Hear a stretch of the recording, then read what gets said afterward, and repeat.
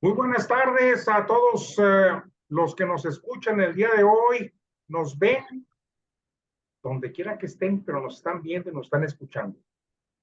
El día de hoy, como de costumbre, caray, creo que es una frase muy repetida, pero vale la pena hacerla. Eh, Tenemos un invitado muy especial y un tema también muy especial, ya que nos vamos a dedicar, a enfocar a lo que es la IA, inteligencia artificial. Es un tema de actualidad, es un tema que a mucha gente ha despertado una gran interés, incógnitas, preguntas, qué es lo que va a pasar con esta tecnología, qué beneficios nos puede traer, qué consecuencias. Y para ello me permití invitar a un buen amigo, Carlos Jiménez, que es un experto en redes sociales, que tiene un doctorado además en la Universidad Autónoma de Nuevo León, y además es un gran amigo, que para mí eso es lo más importante. Entonces, pues Carlos, te damos la bienvenida, muchas gracias por estar con nosotros el día de hoy, y pues vamos a entrar directamente al tema, Carlos. A ver, para que la audiencia lo entienda, eh, danos una explicación así descriptiva, de tal forma que podamos entender qué es inteligencia artificial.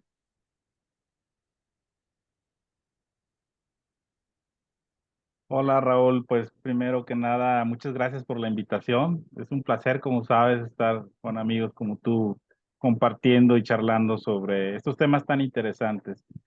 Y bien, sí, como dices, la inteligencia artificial pues, ha tomado una relevancia exponencial durante los últimos 5 años.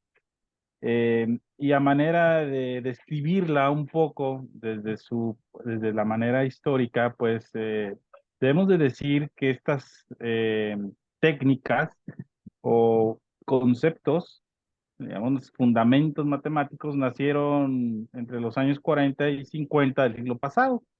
Después hubo lo que se le conoce como un invierno de la inteligencia artificial, es decir, ya como la capacidad para procesar dichos algoritmos, se requería bastante capacidad de procesamiento, pues se hizo eh, inaplicable, ¿no? Para aquel entonces.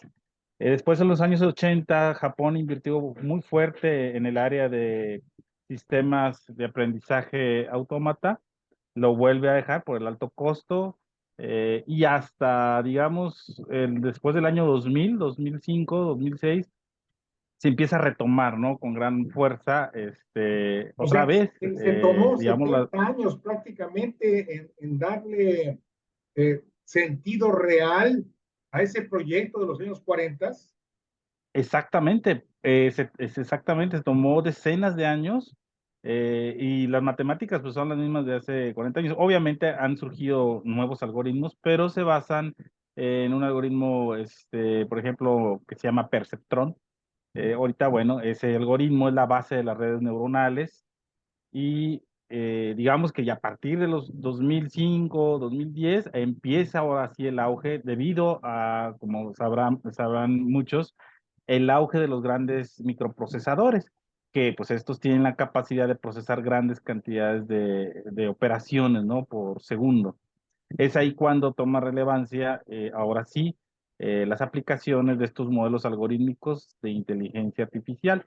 Ahora, la inteligencia artificial, a modo de describirla un poco más como técnica, se subdivide en dos grandes tipos de algoritmos. Los algoritmos supervisados, que también se conocen como ¿Algoritmos qué, aprendizaje perdón? supervisados. Los Supervisado. algoritmos supervisados es todo lo que tiene que ver con aprendizaje automático. De ahí viene el concepto de machine learning, máquinas de aprendizaje. Y la otra gran rama es deep learning, es aprendizaje profundo. De ahí se deriva todo lo que es las redes neuronales.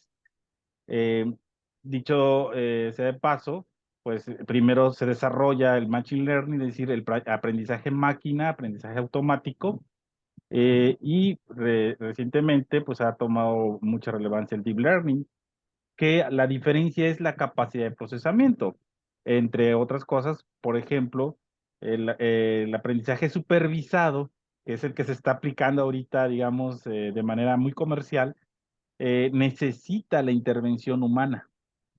Haz de cuenta que para nosotros, si yo quiero establecer un sistema de inteligencia artificial que me reconozca en una foto que si hay perritos, gatitos, niños, personas, hombres, mujeres, etcétera, casas, yo necesito entrenar decenas de miles de datos clasificados manualmente, que en esa foto hay esas personas, objetos o animales. Y vas Que fue entrenando el manualmente. caso de Lady Di ahora con la coronación de Carlos III, me imagino. Exacto, de ahí se entrenan las imágenes y ahora la otra vertiente es la manipulación. Ahora tú puedes, digamos, mezclar o editar imágenes, ¿sí? Digamos, de tal manera que se vean como reales. A eso, y ya estamos, digamos, en un mundo de fake news ilimitadas, tenemos que agregar el deepfake, es la falsedad profunda, es decir, cuando ya no podemos nosotros distinguir de manera rápida si una imagen o un video es falso o real. Ese fenómeno se da mucho ahorita en Estados Unidos. Recordemos que hace poco salieron unas imágenes del Papa Francisco y de unas imágenes de un arresto de Trump, ¿sí? Que lo estaban zarandeando y todo eso. Bueno, eran Sí. imágenes falsas. Este, Todo eso es el deepfake, que es propiciado por algunas técnicas de inteligencia artificial de manipulación de imagen y video. Pero te decía, eh, la inteligencia artificial entonces es eso. Una parte se basa en entrenamiento basado en clasificación previa humana y otra, la más avanzada, es el aprendizaje autómata. Es decir, ya no necesitas los algoritmos que tú hagas una preclasificación, sino ellos van a encontrar los patrones de cada imagen o texto o video o audio, lo que se esté analizando, y van a encontrar y van a autoclasificar esos patrones. Eso requiere mucho procesamiento. El deep learning es todavía un poco inaccesible para ciertos casos de investigación académica en México porque requiere bastante capacidad de procesamiento. Entonces, muchos de las investigaciones, en mi caso, yo hice una investigación con aprendizaje automático para la detección de noticias falsas. Utilicé pues el aprendizaje automático, el machine learning, debido a la rapidez de los procesos y que no necesita, digamos, tanto uso de recursos computacionales. Oye, Entonces, Carlos, esas pues son hasta ahí las dos vertientes. qué impresionante porque pues esto abre un abanico de acuerdo a mi entender de posibilidades a fraude, de posibilidades a sustitución de personas y de voz de personas, abre la posibilidad inclusive de amenazas, caray, pues una cantidad enorme de manipuleo, porque dentro del ser humano, lamentablemente, hay esa perversidad y creo que lo veo yo así de entrada como una verdadera amenaza. ¿Hay algún control para esto, Carlos? Mira, de hecho, en investigaciones, digamos, de lo que son las interacciones, pues ya sabes que una parte importante de mi trabajo es la detección de redes de trolls bots. Hasta ahorita lo he hecho en base a ciertos perfiles, utilizando también inteligencia artificial, donde se determina mediante el perfil del usuario si potencialmente es un humano el que está detrás de esa cuenta o una cuenta automatizada o semi-automatizada. Pero ¿Que son los digamos famosos bots que o es diferente? son los famosos bots, pero digamos que ahora en Estados Unidos y en países un poco más avanzados, como Inglaterra, Alemania, ya se están dando los cyborgs, es decir, Perdón, ¿los qué? cyborgs son, Cybots. cyborgs son capaces de entablar un bot. Lo básico de un bot es que, digamos, nada más da likes y retweets. Está programado y no interactúa más allá. Es decir, por ejemplo, programamos un bot para que todas las publicaciones de algún personaje sean impulsadas, pues nada más que se programe para que estén dando retweets y likes. Y ya, digamos, ese es el bot tradicional. Los actuales son capaces de conversar, ¿sí? Porque están programados con estos chats, los chatbots, y además se crean una imagen humana, ¿sí? Totalmente nueva, como bien lo dijiste hace unos momentos, agarran imágenes pues, de personas en la red y fusionan y crean una nueva imagen, por lo que no pueden ser demandados por, digamos, clonación de imágenes. O sea, hay una generación de imágenes totalmente nuevas de personas. Es decir, hay personas que no son personas y se ven en la A foto de ver, Carlos, perfil. eh, ¿estoy Este es platicando muy con Carlos interesante. Jiménez o estoy platicando con un Cybot? Exactamente, no sabemos si soy real. ¡Ah! De veras, de Sí, ese ese es tamaño es esta ese, amenaza. de, Digo, perdóname, ya le di un adjetivo de ese calificativo. tamaño en Estados Unidos ya Adelante, sí, adelante. sí, de hecho, en, en Estados Unidos, como decías, si no hay una regulación, las empresas tienen que avisar. Por ejemplo, cuando uno hace una consulta a un banco o a una empresa, normalmente nos atiende un chatbot, por texto. Es decir, si nosotros escribimos mensajes y te dicen, no, pues lo atiende el chatbot de tal banco, de tal empresa, ok, pero ahora se da también en audio.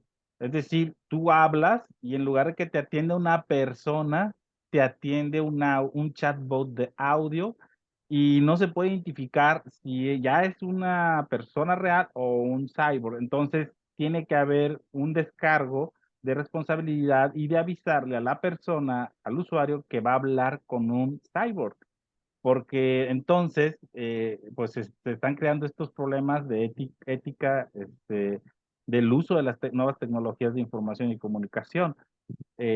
Sí hay una repercusión. Eso es por el lado de las aplicaciones normales, ¿no? Por el otro lado, pues lo que habíamos mencionado, eh, de la repercusión en la industria, ¿no? En la cuestión laboral, el desplazamiento de la mano de obra, todo esto, ¿no? Entonces, Y en la la inteligencia política, artificial, mi querido pues, Carlos, en la política. y, y en la política también. Eso es correcto, porque pues ya no tardan, digamos, en sacar a lo mejor un candidato virtual, un, un Oye, tipo, ¿qué, un qué? tipo un tipo avatar, imagínate, un tipo avatar que esté conversando contigo, que tú puedas preguntarle, pero finalmente pues que sea un personaje digitalizado, ¿no? Y eso pues ahorraría bastante, a lo mejor acercaría a lo mejor a los electores hacia un político o a un personaje, porque pues finalmente se programaría con, pues, digamos, con las coincidencias, del personaje, ¿no? Sobre sus propuestas, sobre su ideología, pero al final, pues no dejaría de ser un avatar digital. Entonces, digo, hay muchas aristas ahí que todavía no se exploran, pero pues creo que no tardan en darse, Raúl. Caray. Y volvemos a lo de costumbre. Eh, todo esto va a requerir un marco jurídico para darle un sentido y un orden. ¿Ya hay algún avance en esto o sigue totalmente, por llamarlo de alguna forma, en la anarquía de la red total?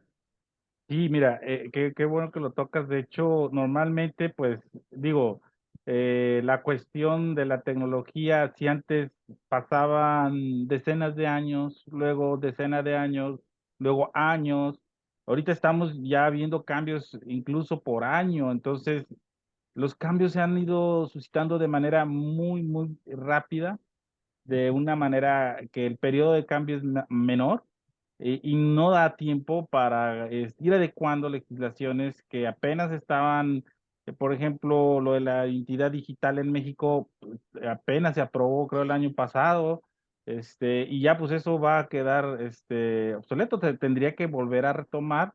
Qué bueno que lo indicas porque mira, pues fue precisamente un consorcio, un conglomerado de empresas, entre ellas Elon Musk, que dijo que paren la inteligencia artificial de ChatGPT, porque pues no tendrían que estudiar las repercusiones, ¿no? O sea, son las mismas empresas, pues digamos, superempresas o mega empresas, las que ahorita dominan el mercado, como Google, Facebook, Twitter, etcétera, las que, digamos, ya han visto o han previsto un rebase total por nuevas tecnologías al alcance de los usuarios. No han podido vislumbrar, digamos, bien, o no han podido analizar bien el impacto y por eso están pidiendo un freno.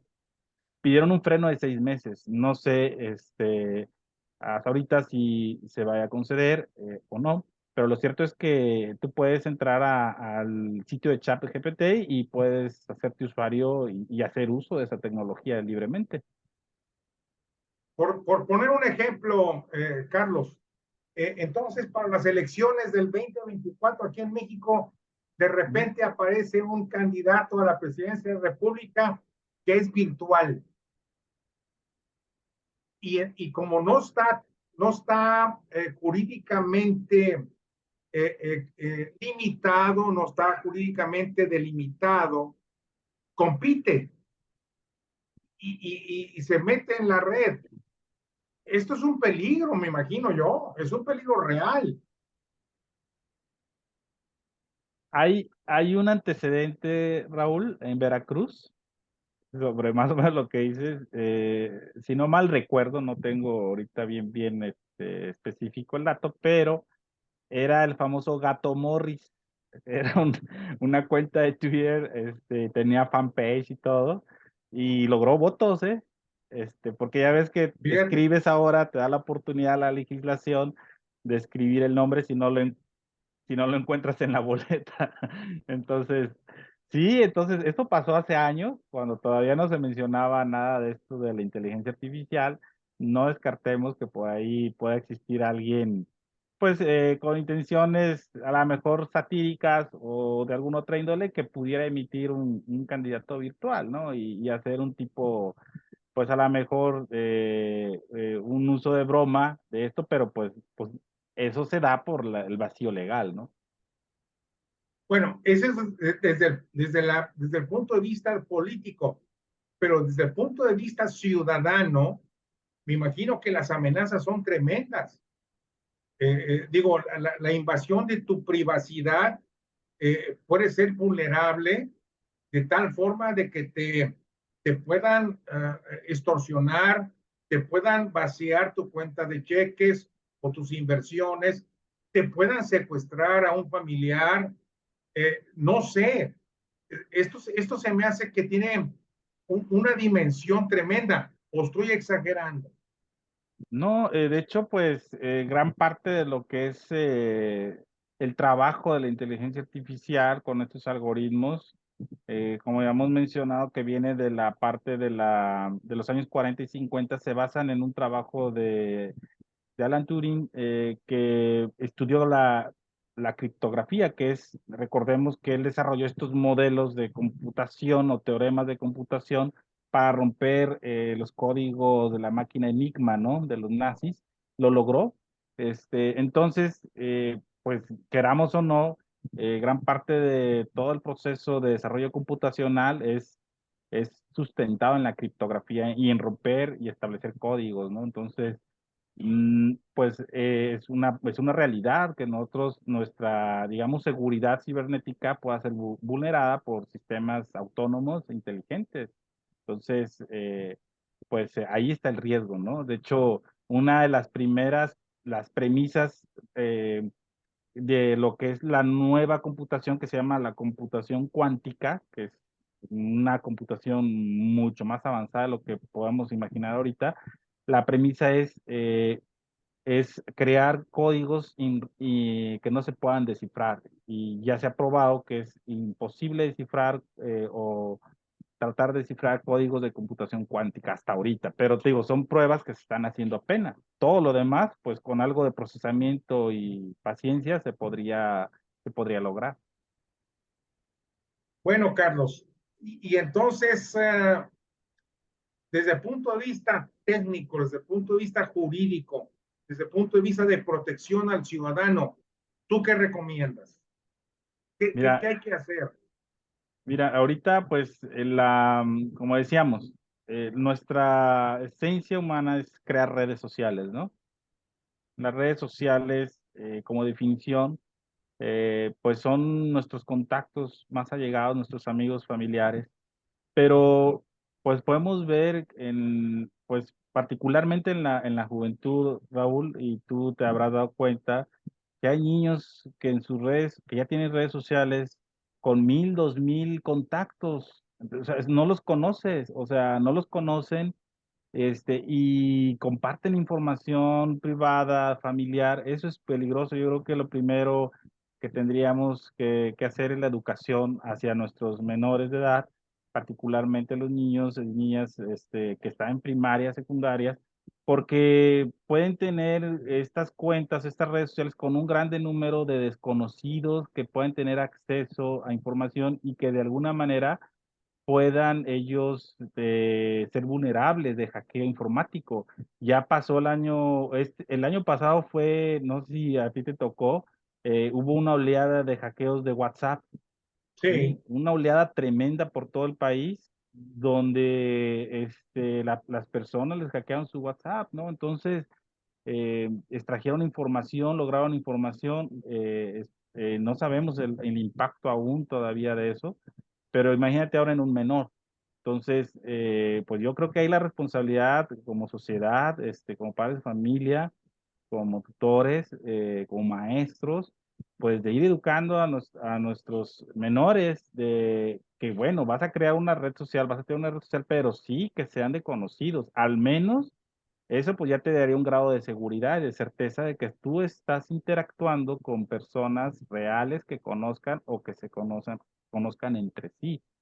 Y bueno, ya de lado, pues no, que no sean personas con otra intención pues mala, ¿no? Entonces, y ya de sin ahí que pueda embargo, pasar a un delito cibernético sin o embargo, físico. Carlos, ahorita lo que el público en general, jóvenes y adultos mayores, lo que buscan es la cantidad de seguidores, no les importa quiénes lo siguen.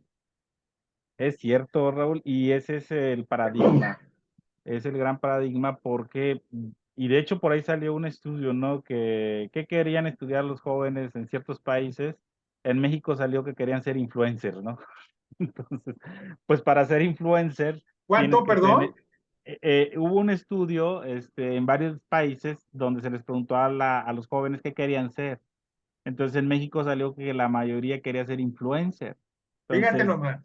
para ser influencer, pues tienes que tener un gran número de seguidores o contactos. Entonces, sí es un problema, ¿no? Yo por ahí, la otra vez platicábamos, Raúl, que México, analizando la cantidad de memes que se hacen en el mundo, México ha ocupado siempre el primero, segundo, tercer lugar en interacción de memes. Entonces, nuestro país es. Interacción de memes. Sí, es decir, ¿qué país interactúa más con memes en redes sociales? Pues siempre está entre los tres primeros lugares, siempre está México, por lo menos desde el año 2015. Entonces, pues eso nos habla de la gran vulnerabilidad, ¿no? Que tenemos lo que tienen o tenemos los usuarios, ciberusuarios de las redes en México. Estamos plagados de noticias falsas, estamos plagados de ciberataques, vulneran la identidad de las personas, etcétera, etcétera, etcétera. Digo, hay un gran trabajo por hacer de toda la sociedad en conjunto, de las autoridades, las universidades, el gobierno, etcétera, porque sí se viene esto un poquito más grave por la cuestión de la ciberseguridad. Y ¿Tú tienes conocimiento de que las autoridades, en este caso el poder legislativo, estén trabajando en esta materia para Lo último, regularlo? yo participé en el 2019 en un foro, invitación de unos diputados de la ley de identidad digital. Ahí se tocaron algunos temas de ciberseguridad, algunos temas basados también para la ciberseguridad en voto electrónico, etcétera, pero no recuerdo que se haya tocado algún tema de ciberseguridad social, ¿no? Es decir, para los usuarios comunes, es decir, cómo hacer, eh, cómo, cómo hacer que las empresas, grandes empresas como WhatsApp, que pertenece a Facebook, ofrezcan un mayor rango de seguridad. Sí, nosotros, a lo mejor por ahí te tocó conocidos que sufrieron este hackeo en WhatsApp, ¿no? Y perdieron miles de pesos porque extorsionaban, ¿sí? De manera tácita Sí. a los usuarios y muchos cayeron en la trampa, ¿no? Es decir, deposítame tanto, soy tu amigo tal, es decir, usurpación de identidad y todo eso, ¿no? Entonces yo creo que falta bastante por hacer en el cuerpo legislativo, te digo, porque va avanzando muy rápido y a lo mejor ya se va a legislar para eso y ya es otra cosa y luego viene otra cosa. Entonces, sí viene un tiempo de aprendizaje acelerado de parte de la sociedad que si no lo vamos a desarrollar, pues sí nos va a llevar a diversos problemas, ¿no? Porque nos va a rebasar y no va a haber cómo poder hacer frente, porque cuando ya hagamos frente ya va a ser otra táctica, ¿no? Eh, Carlos, evidentemente, esto me lleva a una pregunta que ponemos a mí, que estoy en el ambiente de análisis político en el país. eh, me permite preguntarle a los candidatos a la presidencia de la República, a diputados federales, locales y senadores también, qué están pensando en relación a cómo eh, eh, legislar para controlar la inteligencia artificial. ¿Tú crees que es un tema primordial?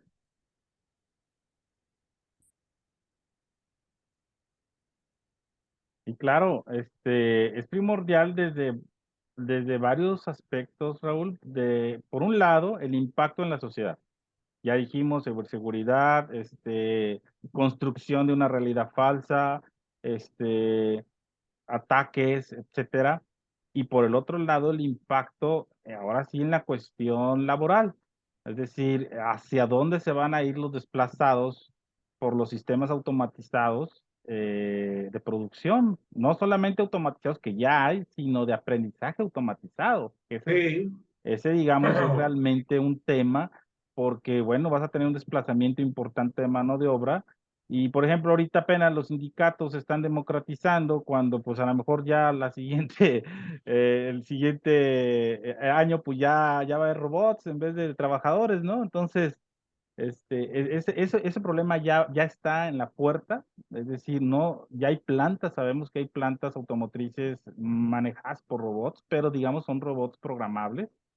La siguiente generación son autómatas de aprendizaje autómatas y no van a necesitar, al menos para la supervisión o mantenimiento, no van a necesitar de la intervención humana. Entonces se viene otra vez un gran desplazamiento de obra, de mano de obra, y eso pues va indudablemente a traer problemas de índole social, ¿no? Y luego pues está la educativa. ¿Cómo vamos a preparar a los jóvenes para esta nueva era de la inteligencia artificial? Ahí todavía hay tiempo, Raúl, digamos, se ha medido, se ha proyectado que para el año 2040, 2050 lleguemos a la singularidad. La singularidad significa que es cuando las máquinas superarán en inteligencia a la inteligencia humana. Y es cuando, es decir, completamente van a ser sistemas autónomos de inteligencia superando a la inteligencia y control humano. Entonces, pues hay algunos años todavía, por lo menos 20, 30 años, antes de que lleguemos a esa parte. Todavía lo que vemos, te decía, son grandes sistemas de clasificación por aprendizaje supervisado y poquitos sistemas por aprendizaje no supervisado o autónomo. Pero hacia allá vamos, hacia allá vamos. Entonces, Ahorita todo esto que nos está moviendo digamos, lo básico, la inteligencia artificial. No, y suponiendo que se haga de buena fe, Exacto, porque exacto, mucho porque de ello también va a ser manipulado de mala fe. de mala fe, y bueno, pues los problemas ahí van a estar, ¿no? Ya, por ejemplo, hemos como sociedad visto cómo a través de pues ciertas campañas, en el caso que yo he estudiado las redes trollbots, y mira, sucedió hace poquito, ¿no? Con esta explosión de Deep Park, la famosa, fue antier, hace 2, 3 días, en minutos ya se decía que Pemex le había explotado la planta en Texas, Y fue este, la empresa que Exxon, no, fue otra, Shell, ¿verdad? fue Shell, sí, Shell, perdón. Pemex sacó un tweet a la hora, vamos a suponer, porque fue a las 2:40 aproximadamente del 5 de mayo que se emitió la noticia en Estados Unidos, y a las 3:40, 3:30, Pemex sacó el comunicado que no era ahí, que era a un lado, pero estaban prestando ayuda. Bueno, la ola de desinformativa se disparó, ¿no? Ya Claro, sabrás, ¿cómo controlas eso? Las personas, pues ves la imagen de que es real, que algo se está quemando ahí, ves el logotipo de algún noticiero de Estados Unidos y dices, pues es real esto, y luego aparte le aderezan, ¿no? Y toda esta ola desinformativa, imagínate aquellas personas que tengan algún familiar ahí trabajando que, pues van a sentir angustia, ¿no? Cosas así, digo, pasan muy seguido y al final pues son narrativas falsas apoyadas en gran medida te decía, por estas redes de trollbots que pues replican cualquier cosa en minutos y lo hacen viral. caray, pues qué interesante, mi querido Carlos. Yo creo que esto me obliga, y abusando de tu amistad, a que tengamos otra entrevista, porque definitivamente detrás de esto Claro, claro que sí. hay una gran cantidad de temas que tratar. eh, Sobre todo, a mí me preocupa, eh, eh, por supuesto, los efectos, ¿no? Los efectos que puede causar esto, pero cómo las autoridades, y en este caso concreto el Poder Legislativo, tiene que llevar a cabo una serie de modificaciones o inclusive una nueva ley, ¿no lo crees? Claro, una nueva ley y no solamente eso, Raúl, sino una constante legislación debido a los constantes cambios muy rápidos que se están llevando a cabo en las tecnologías de información.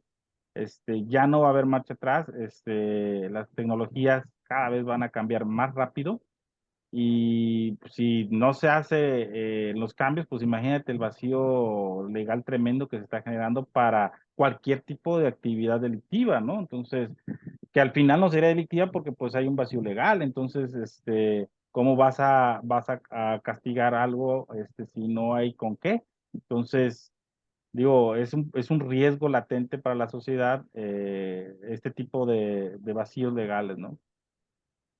Oye, Carlos, te voy a hacer una pregunta muy dramática. A mí no me gustan, pero lamentablemente por lo que estoy escuchando, esto podría provocar un caos social en determinados lugares.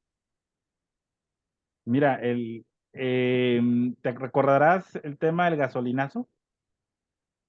Sí, Bueno, yo estudié de manera de mapear las redes de difusión y propagación. Digo, fueron apoyadas en gran medida por redes Trollbots. Eso fue en redes, pues digamos, fue digital, pero se vertió a lo real. Y lo real fue que no solamente hubo disturbios sociales, aquí en Nuevo León hubo, en varias partes del país hubo saqueo de tiendas, etcétera, ¿no? Entonces, sí. claro que se puede manipular la sociedad y llevarla al caos con desinformación. Ahora imagínate que el día de mañana, por alguna inteligencia artificial se crea una imagen falsa Por ejemplo, acuérdate lo que pasó en Los Ángeles, California, ¿no? Con un policía, los policías pues estaban golpeando a Rodney King, que eso fue Sí, real, y los disturbios se dispararon. Entonces imagínate que se vuelve a crear, pero algo falso. Digo, lamentablemente en Estados Unidos o pasa y en la pasa y campaña pasa. electoral, el día de la elección. Exactamente, entonces videos falsos de algo, de un suceso que haga que la sociedad se enoje y se dispare el caos social. Eso puede ser, sí puede ser ahorita una realidad con la tecnología actual. ¿Y hay forma de detenerlo, Carlos? ¿O es muy raquítico lo que se puede hacer? Mira, en el caso, por ejemplo, del gasolinazo, te voy a decir, fue un simple mensaje de texto lo que detonó toda la cuestión de pánico social. Ahora imagínate un video falso, de alguna gente haciendo algo, Sí, las imágenes hablan más que que mil desata palabras. indignación social. Pero hay forma de detenerlo Exactamente, entonces o es imagínate, entonces imposible. en lo que se analiza y yo creo que es imposible por la rapidez que se propaga. Lo que sí le apuesto yo y yo creo que todos es en la educación de los usuarios, es decir, bueno, a ver, no puedo creer todo, te decía, el gasolinazo por un simple mensaje de texto, te estoy hablando del gasolinazo aquí en Nuevo León, que tenemos la refinería pues a 30 kilómetros, ¿no? O sea, no teníamos nada que ver con la cuestión del Valle de México y un simple mensaje por WhatsApp desató el caos colectivo, ¿no? Entonces no podemos creer un simple mensaje de texto escrito en mayúsculas con faltas de ortografía y decir, no, es que sí, cierto, va a pasar desabasto y toda la gente haciendo filas y etcétera, ¿no? O sea, No, o sea, tenemos que técnicamente ser no es un poco posible más prevenirlo y perspicaces, detenerlo. tener un cierto... Te decía que, o sea, técnicamente no es No es posible posible detenerlo, prevenirlo y pero la detenerlo. educación de la sociedad, Caray, caray, caray, así es, caray, no es pues posible porque pasa como real. Entonces, pero se va a detener cuando nosotros como usuarios tengamos ese pensamiento crítico de decir, ¿sabes qué? Esto no es real, ya. déjame investigar primero, déjame esperar las fuentes oficiales. Como te decía, lo que recién pasó en Deep Park, Pemex emitió varios comunicados a la hora, pero eso no importó. Se seguían replicando la narrativa de que era en Pemex, el incendio era en Pemex. Sí. Entonces, bueno, pues caray, eso también habla de nuestro nivel social y bueno, pues alguna parte de la sociedad sí va a creer eso y sí se va a indignar y podría desatar un caos social. Caray, Carlos, pues te agradezco mucho a nombre de la audiencia esta descriptiva eh, eh, pues tema tan delicado que estoy seguro que nos va a provocar muchos interrogantes y pues creo que estamos pendientes para una nueva reunión, ¿te parece? Claro que sí, Raúl, un gusto saludarte y estamos al pendiente. Te agradezco y te mando un abrazo, mi querido Carlos. Igualmente, Raúl, saludos a toda tu audiencia. Es un placer platicar contigo. Gracias.